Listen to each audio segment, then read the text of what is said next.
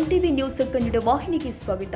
ಅರ್ಹರ BPL card ರದ್ದಾಗಿದ್ರೆ ಅವರಿಗೆ ಮತ್ತೆ ನೀಡ್ತೀವಿ. ಅರ್ಹರು ಯಾವುದೇ ಭಯಪಡುವ ಅಗತ್ಯವಿಲ್ಲ ಎಂದು ಡಿಸಿಎಂ ಡಿಕೆ ಶಿವಕುಮಾರ್ ಹೇಳಿದ್ದಾರೆ.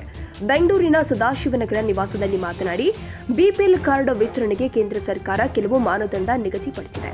ಅದರಂತೆ ಕ್ರಮ ಕೈಗೊಳ್ಳಲಾಗ್ತಾ ಇದೆ. ಅರ್ಹರ ಕಾರ್ಡ್ ರದ್ದಾಗಿದ್ರೆ ಅವರಿಂದ ಮತ್ತೆ ಅರ್ಜಿ ಪಡೆದು ಮತ್ತೆ ಬಿಪಿಎಲ್ ಕಾರ್ಡ್ ನೀಡಲಾಗುತ್ತೆ. ಯಾರೂ ಗಾಬರಿಯಾಗುವ ಅಗತ್ಯವಿಲ್ಲ. ಕೆಲವು ಕಡೆ ಹೆಚ್ಚು ಕಮ್ಮಿಯಾಗಿದ್ದು ಎಲ್ಲವನ್ನೂ ಬಗೆಹರಿಸ್ತೀವಿ. ದಯಮಾಡಿ ಸಹಕಾರ ಕೊಡಿ. ಸರ್ಕಾರಿ ನೌಕರರು, ಸಹಕಾರಿ ಸಂಘಗಳ ಅಧಿಕಾರಿಗಳು, ಆದಾಯ ತೆರಿಗೆ ಪಾವತಿದಾರರು ಬಿಪಿಎಲ್ ಕಾರ್ಡ್ ಹೊಂದಿರುವ ಹಿನ್ನೆಲೆ ಈ ಪರಿಷ್ಕರಣೆ ಮಾಡಲಾಗ್ತಾ ಇದೆ ಎಂದಿದ್ದಾರೆ. ಕಾರ್ಡ್ ನೀಡಬೇಕಾದ್ರೆ ಮನೆಗೆ ಭೇಟಿ ನೀಡಿ ಪರಿಶೀಲನೆ ಮಾಡ್ತಾರೆ. ಅದೇ ರೀತಿ ಕಾರ್ಡ್ ರದ್ದು ಮಾಡುವಾಗ ಮಾಡಬಹುದಲ್ವೇ ಎಂಬ ಪ್ರಶ್ನೆಗೆ ಉತ್ತರಿಸಿ, ಈ ವಿಚಾರವಾಗಿ ಮುಖ್ಯಮಂತ್ರಿಗಳು ಸಂಬಂಧಪಟ್ಟ ಸಚಿವರ ಜೊತೆ ಚರ್ಚೆ ಮಾಡಿ ನಿರ್ದೇಶನ ನೀಡಿದ್ದಾರೆ. ಯಾರ ಬಿಪಿಎಲ್ ಕಾರ್ಡ್ ರದ್ದಾಗಿದೆ ಎಂದು ಆಯಾ ಕ್ಷೇತ್ರಗಳ ಶಾಸಕರಿಗೆ ಪಟ್ಟಿ ರವಾನಿಸುತ್ತೀವಿ. ಅವರು ಒಂದು ತಂಡ ರಚಿಸಿ ಯಾವ ಅರ್ಹರಿಗೆ ಕಾರ್ಡ್ ರದ್ದಾಗಿದೆ ಎಂದು ಪರಿಶೀಲನೆ ಮಾಡ್ತಾರೆ. ಇನ್ನು ಗ್ಯಾರಂಟಿ ಅನುಷ್ಠಾನ ಸಮಿತಿ ತಂಡದವರಿಗೂ ಮನೆ ಮನೆಗೆ ಹೋಗಿ ಯಾರಿಗಾದ್ರೂ ಅನ್ಯಾಯವಾಗಿದ್ರೆ ಅದನ್ನ ಸರಿಪಡಿಸುವಂತೆ ಜವಾಬ್ದಾರಿ ನೀಡಲಾಗುತ್ತೆ ಎಂದು ತಿಳಿಸಿದ್ದಾರೆ. ಅರ್ಹರದು ಕೂಡ ರದ್ದಾಗ್ತಾ ಇದೆ ಸರ್. ಐರನ್ ಅಂಗಡಿ ಇಟ್ಕೊಂಡಿರೋ ರದ್ದಾಗಿದೆ. 20,000 ಮಾಡ್ಕೊಳ್ಳುವಂತ ಅವಶ್ಯಕತೆ ಇಲ್ಲ.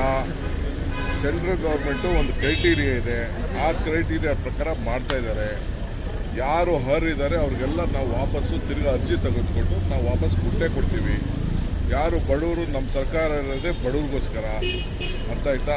ಸರ್ಕಾರ ಏನಾಗಿದೆ ಅಂತಂದರೆ, ಗಾಡಿ ಇರೋರಿಗೆ, 7.5 ಎಕರೆ ಜಮೀನಿನ ಮೇಲಿರೋರಿಗೆ ಅಂಥದ್ದೆಲ್ಲ ಕೆಲವೆಲ್ಲ ಕಾನೂನಿದೆ. ಆ ಕಾನೂನನ್ನು ದಾಖಲೆಗಳಲ್ಲಿ ಅವರು ಅಫಿಡವಿಟ್ ಕೊಟ್ಬಿಟ್ಟಿದ್ದಾರೆ.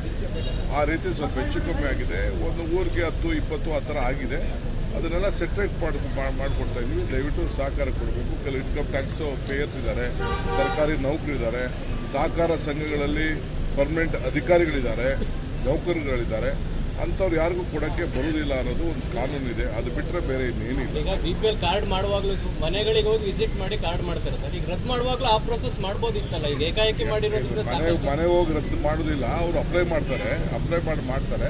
ಇದನ್ನು ಮಿನಿಸ್ಟ್ರಿಗೆ, ಚೀಫ್ ಮಿನಿಸ್ಟ್ರಿಗೆ ನಾವು ಎಲ್ಲ ಡೈರೆಕ್ಷನ್ಸ್ ಕೊಟ್ಟಿದ್ದೀವಿ.